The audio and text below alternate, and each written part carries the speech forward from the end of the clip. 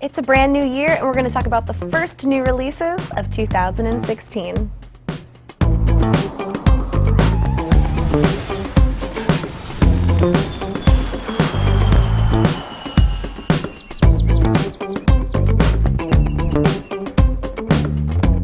Let's start it off with Assassin's Creed Chronicles India, an upcoming downloadable game available on PS4, Xbox One, PC, and Vita.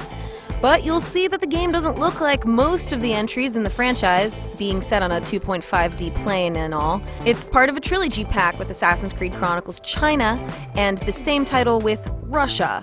Players use stealth tactics like hiding from enemies in shadows and climbing areas that are highlighted with more color.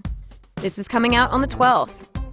Next up, Gemini Heroes Reborn for Xbox One. You combine superpowers like telekinesis and time travel, using your skill and wits to battle your way through an enemy-filled secret facility called the Quarry. You gotta save your abducted friend and solve a deep family mystery. That's pretty much all I know, but it's basically got that whole gravity gun thing going for it, except it's your hand instead of a gun. Cool, that's out on the 12th. Also coming to Xbox One, but also PS4, is Gone Home Console Edition. Set in the year 1995, it's about exploring a mansion in Portland.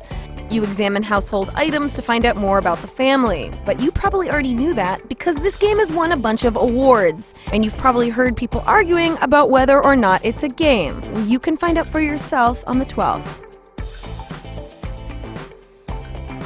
Next up is Tharsis, a turn-based strategy game in space with dice and cannibalism.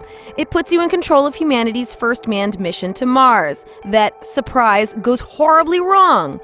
You gotta guide the crew through food shortages, disasters, harsh environments, space stuff, and you gotta maintain your sanity. Sounds like fun. That's out on PS4 and PC on the 12th. But hey, if you want one of the most beautiful tactical role-playing games I've ever seen, you should check out the Banner Saga, which is now on PS4 and Xbox One. If you didn't play it on PC, it centers on the return of the Dredge, which is a warlike race that hates us humans. Basically walk with your army trying to find weaknesses and deal with a ton of difficult decisions that will shape the fate of the war. It's a pretty good game, and it is gorgeous. So if you like that style, you can pick it up on the 12th.